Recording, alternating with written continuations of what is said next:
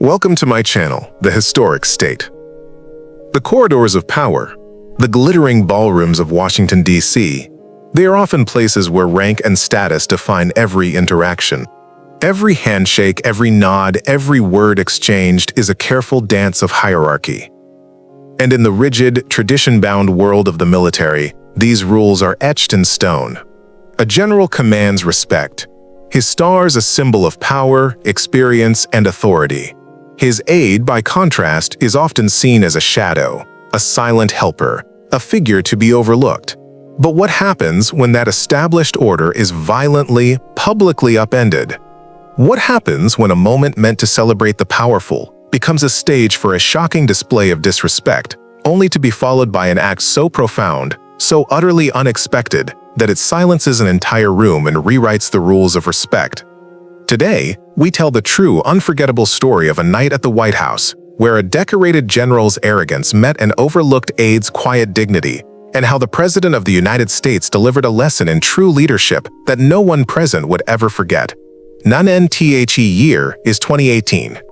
The setting, the hallowed East Room of the White House, prepared for a formal state dinner, a dazzling spectacle of power and prestige, where the nation's elite gather under the watchful eyes of history. Among the distinguished guests is General Marcus Thorne, a man whose chest glittered with medals, his shoulders heavy with stars. Thorne was a force of nature. A brilliant strategist, yes, but also a man known for his towering ego and a condescending streak that often left a trail of bruised subordinates in its wake. He thrived on deference, accustomed to every junior officer, indeed, every civilian, bending to his will and acknowledging his supreme authority. He was the center of attention, commanding every conversation, his booming laughter echoing across the room. Just a few steps behind the general, almost blending into the backdrop, stood Captain Amelia Chen. Her uniform, though perfectly pressed, lacked the glittering accolades of her superior. She was Thorne's military aide, her role to anticipate his needs, manage his schedule, and ensure his every public appearance ran flawlessly. Amy was intelligent, exceptionally efficient, and possessed a quiet strength that belied her unassuming demeanor. She was a master of observation, a silent operator, a woman who understood the intricate dance of power better than most. Yet in General Thorne's eyes, she was merely a cog in his grand machine, an extension of his will, a glorified assistant whose presence was only noticed when something went wrong. He rarely acknowledged her with more than a dismissive grunt. Night wore on, a flurry of handshakes and forced pleasantries. General Thorne, holding court with a powerful senator, gestured grandly, reaching for a drink without even looking. He expected it to be there, already placed in his hand. Amy, however, was momentarily distracted, discreetly confirming a vital schedule change with a White House aide. As Thorne turned, his hand empty, his smile vanished. "Captain Chen," he barked, his voice low but sharp enough to cut through the polite chatter. He snatched the glass from her tray, a few drops spilling onto her pristine uniform sleeve. "Are you quite finished socializing, Captain? My time, unlike yours, is valuable. Pay attention." The senator, sensing the tension, looked away uncomfortably.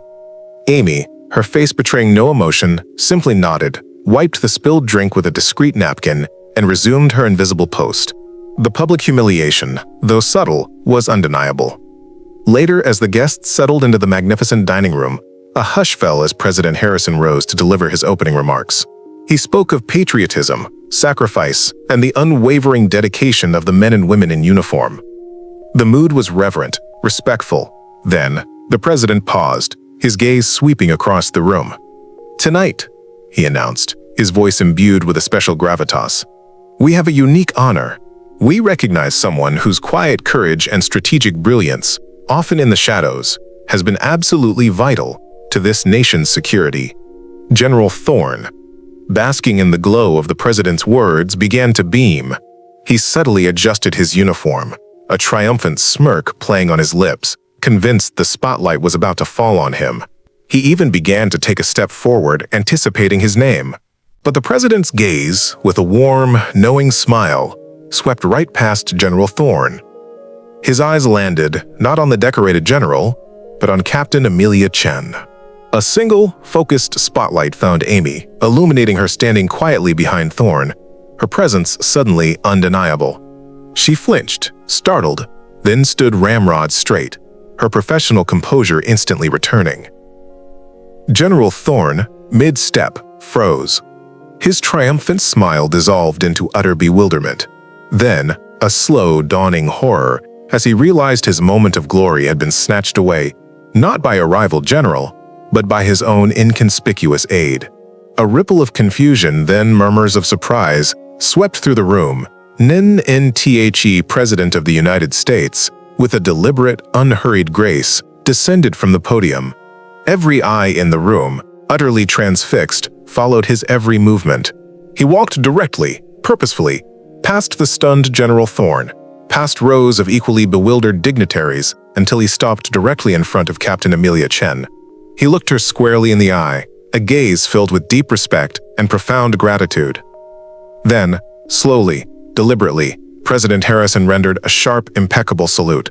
The gesture, so simple yet so powerful, was met with an audible gasp from the room.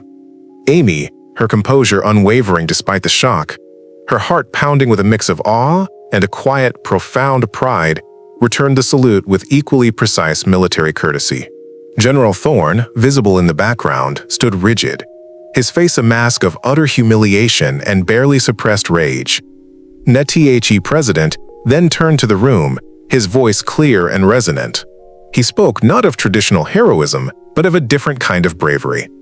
Tonight, we acknowledge Captain Chen for her extraordinary actions during the recent Operation Nightingale's Shadow.